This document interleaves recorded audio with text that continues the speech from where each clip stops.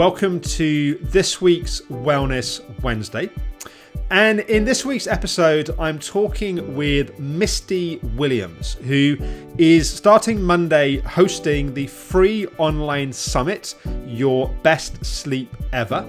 As part of this, she is interviewing some of the world's leading experts on sleep, looking at it from a functional medicine perspective, alongside some of the psycho-emotional elements that can also be important.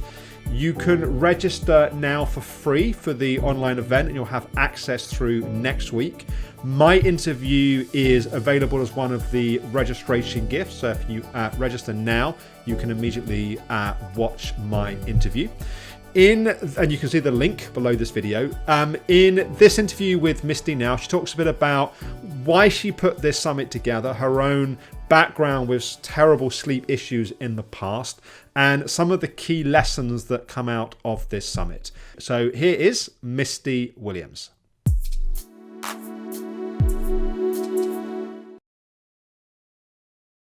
So welcome, Misty. Thank you for joining me. Oh, I'm so excited to be here. Thank you, Alex.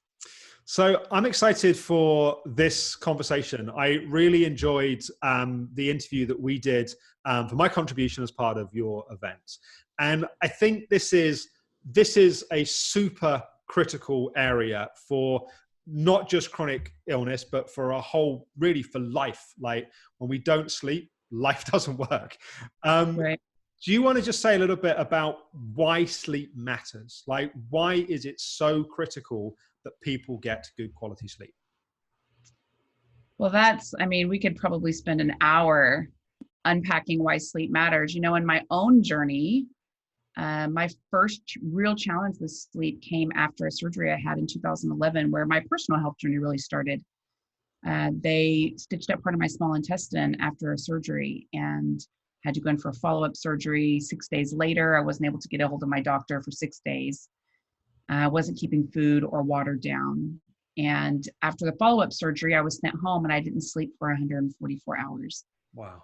I was 35 years old. And this was my first real confronting around sleep. Before that, I would say that I had pretty good sleep. I fell asleep easily. I slept through the night easily. I didn't know at the time that waking up feeling like you'd been hit by a Mack truck was not normal. Not how you were supposed to wake up in the morning. I figured everyone woke up like they were coming out of a sleep stupor, and with all the grogginess of waking up, I didn't know any different. That's how I had always known waking up, even starting back in high school. So it was very confronting for me to not be able to sleep. 144 hours is a very long time, and actually life-threatening to go that long without sleep. Sure. And I started unraveling emotionally. I was super weepy. You really think you're going crazy when you don't sleep for that long.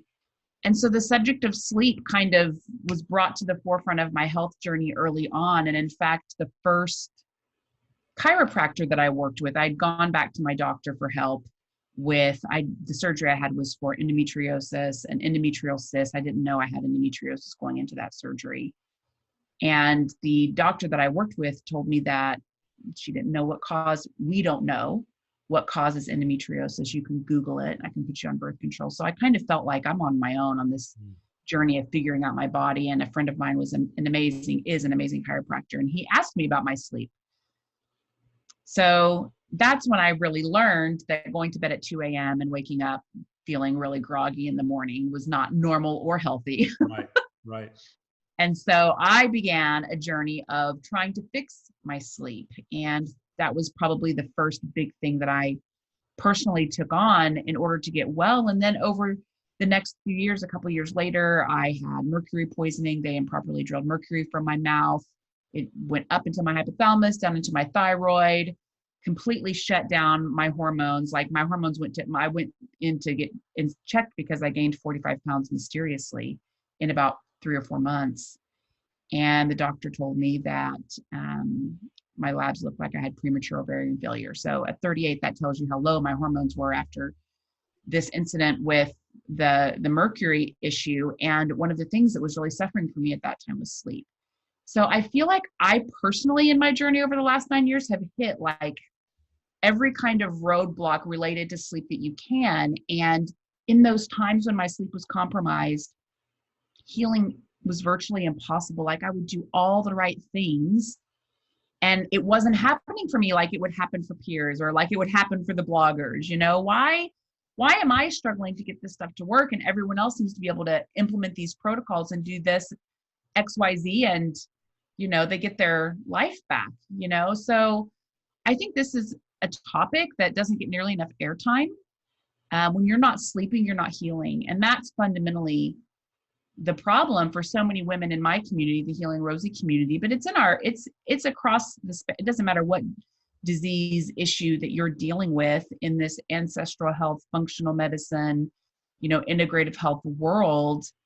If you're having an issue, you typically have as one of your symptoms issues around your sleep, because if you were sleeping well, your body would be healing properly and you most likely wouldn't have the issues. So this topic is massive because if you're not sleeping, you're not healing. And Harvard Medical School calls sleep the third pillar of good health.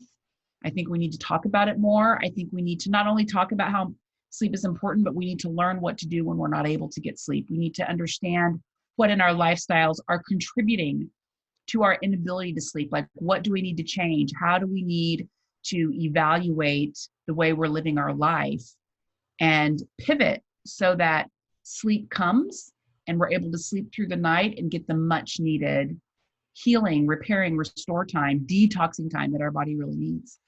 One of the things that really drew me to the conference, that's the summit that you put together, is you're coming at sleep from so many different perspectives. And I think people can often think that sleep is, I just need to get medication to sleep, or I just need to learn some magical hypnosis trick to switch off my mind.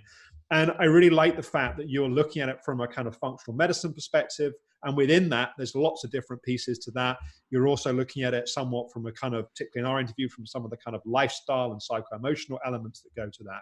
So yeah, maybe just say a little bit about why you felt it important to look at this topic from so many different angles.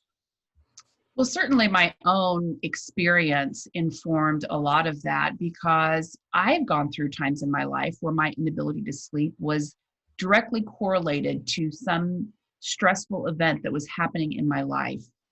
I had an experience in 2016 where it felt like my entire world was unraveling.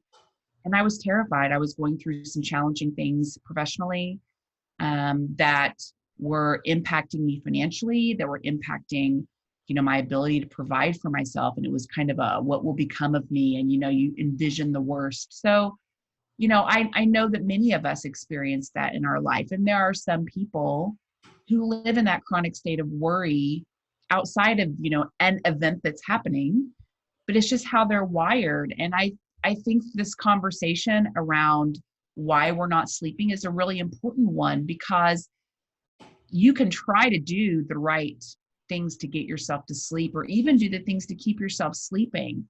But oftentimes those protocols don't get the traction that we're hoping for, because we're not addressing what's happening in our real life every day. And I think if we're going to address this sleep issue and really help people to improve their sleep, we have to look at this as kind of body, soul, and spirit. What are the things that are keeping us up at night and keeping us from being able to sleep deeply? I mean, there's many, many facets to this conversation, and I wanted to explore a lot of them, as many as I could. We have over 40 interviews with Your Best Sleep Ever. So really wanted to tackle this from as many perspectives as I could to help people drill into what might be going on for them in their life. I hope we've organized this in a way that, it's not likely over a week that someone's going to listen to all 40 talks, but hopefully you'll be able to look at day one and be like, that and that and that are great for me. That's what I'll focus on for today. I really loved the interview that we had, Alex, because I saw myself in the profiles of the different types of people who basically are living their life in a way that impacts their ability to unwind, for their nervous system to come down at the end of the day so they can actually sleep. And that's important, to be able to see yourself and what someone else is explaining and profiling as a specific type that is really taxing their nervous system in a fundamental way is super powerful, and then going beyond just, oh my God, that's me. What do you do? What do you do when that's you?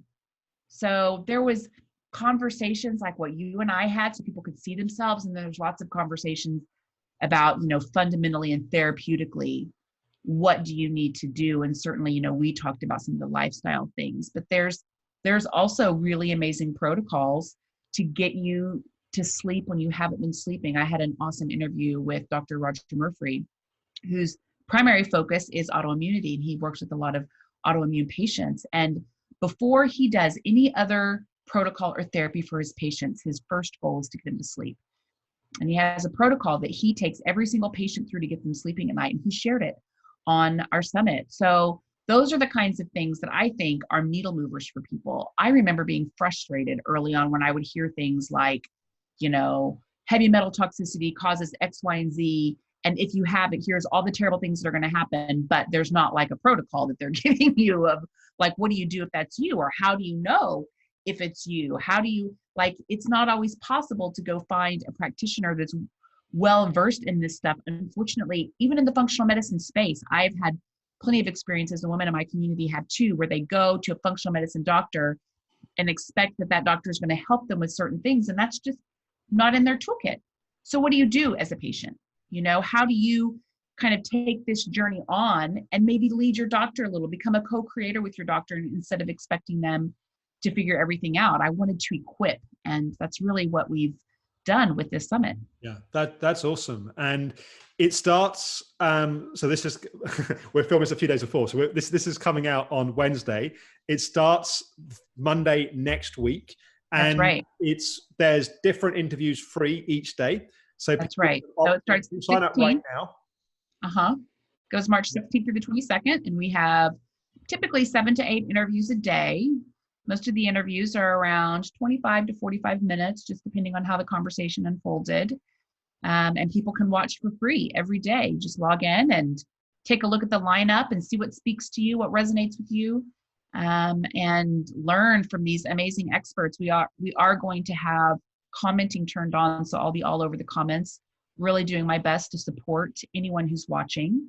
The week after the summit, we're going to do Ask Me Anythings with many of our speakers. And so if you've got questions for speakers, I have instructions after each video on where you can go to ask your questions so that we can bring speakers back and do really powerful Ask Me Anythings with them to make sure that this information is something that you can practically apply to your life.